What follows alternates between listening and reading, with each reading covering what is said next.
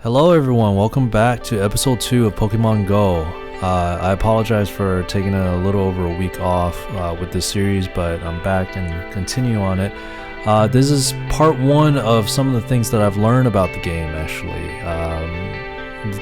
Right now, the current first couple parts of this video, of this episode, is still when I was in beginner phase and really trying to figure out the mechanics of the game. In certain ways. One of the most common Pokemons that usually can be found around most areas is the Pidgey. I've also encountered certain Pokemon such as the Sparrow, but one of my favorite ones that I think that are a little bit more common is the Eevee, because Eevee has so many evolution branches, as we will see, I think, after I catch the Sparrow. One of the things I was trying to figure out in the mechanics of the game is, I think in the first few parts of this video, I was just walking towards the Pokemon, try to be literally physically up close. And what I've realized is, as long as the Pokemon pops up, even if it's not within the circular radius that is emanating from your character, as long as it pops up, you could just press on the Pokemon on the screen and it will actually engage and for you to catch. So that was something I learned probably in the first few levels of the game. Of course, this Eevee, it has a combat power of question mark, which means my trainer at the time, level-wise, is too low to really to be proportional to whatever the combat power of the Eevee was, but luckily I was able to catch it, and I think this was the first Eevee I've ever caught. There will be a lot more Eevees later on, I think, catching.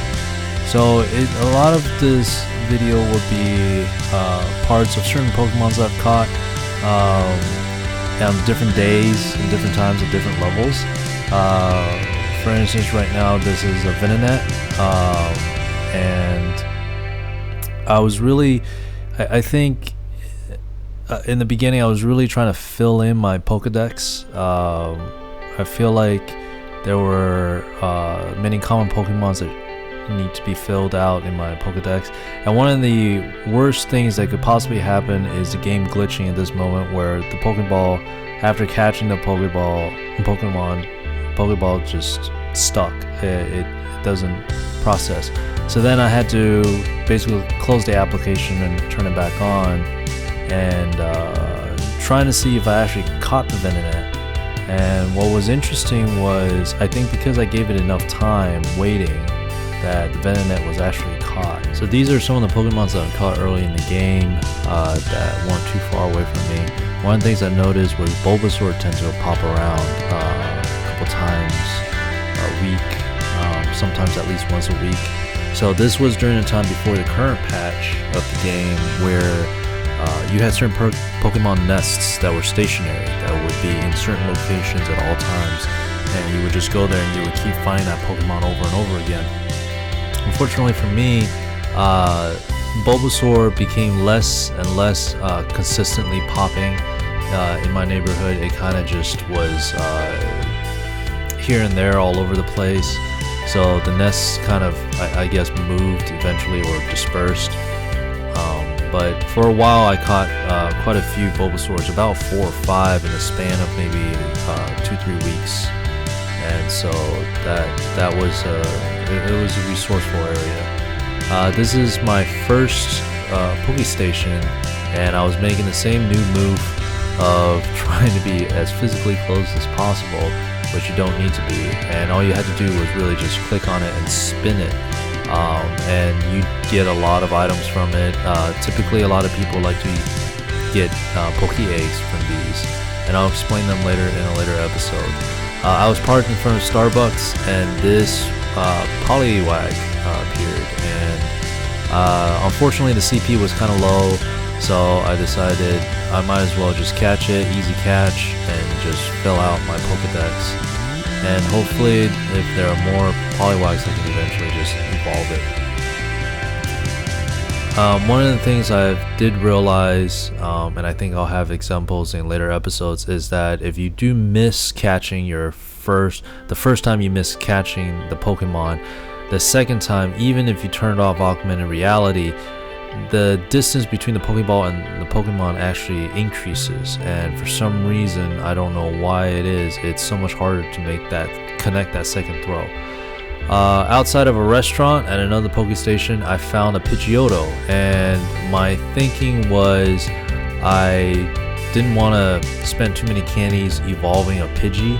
I rather just if I can catch one that's up the evolution branch, then I would catch it and then save my candy for one final evolution, and the remainder of the candy would just be leveling up its CP.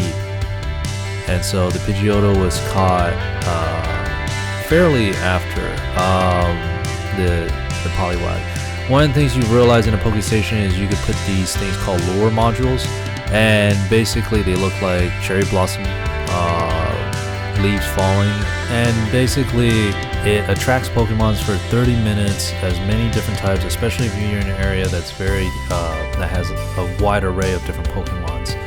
And if you want to pop incense, that will even increase your chances of attracting different types of Pokemons or more Pokemons more frequently. Here I bumped into an Execute, and they're not as common of a grass Pokemon that pops up. Here and there I would see them, so I definitely try to catch them as often as I see them. And I heard Executor has great DPS, damage per second, when it comes to gym battles.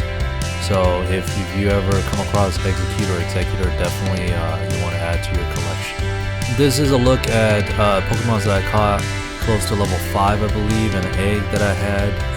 These are the Pokemons that I've caught, basically my Pokedex, and that will change drastically as I get higher level. At level 5 is when the game allows you to actually choose a team for gym battles, and there are 3 teams.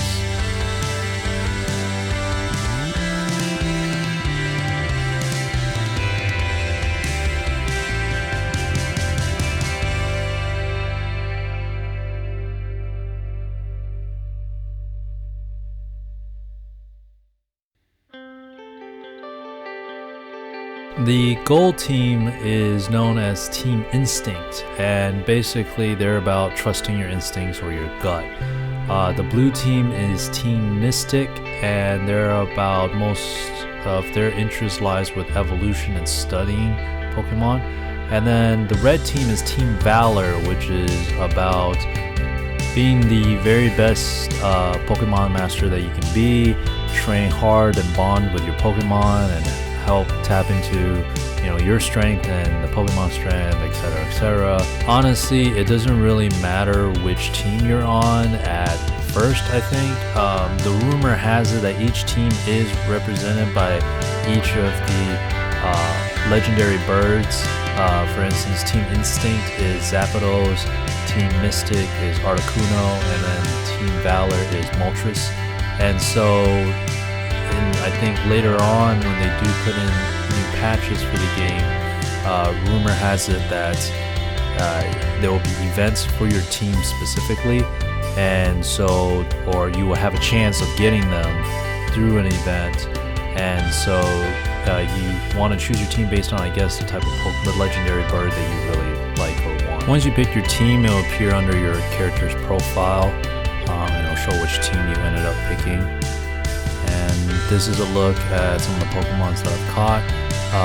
Magikarp is something you really have to grind for if you want to get a Gyarados, and it takes 400 candies to basically evolve it, and every time you capture a Magikarp is 3 candies. If you transfer it out, you get 1 candy back, so technically 4. So it takes about 100 times to really get this, technically 101, because you do need 1 Magikarp that you want to keep to evolve, so you get a little bit of extra out of that. This is an updated list of the Pokemons that I've gotten, a little bit different from where I was level 5 or 6. This is definitely a larger array.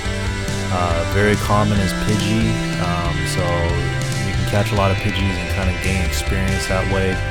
Kind of just farm for experience, doesn't matter what you capture up to a certain point. And I really wanted to evolve this Pidgeotto, and I was getting very close. I needed one more Pidgey to do it, basically, and I think there will be a few more evolutions that I'll show, particularly in the next video. I'll definitely have more evolutions for you guys to see. This is actually right outside of a museum on the water, and a Dratini actually appeared.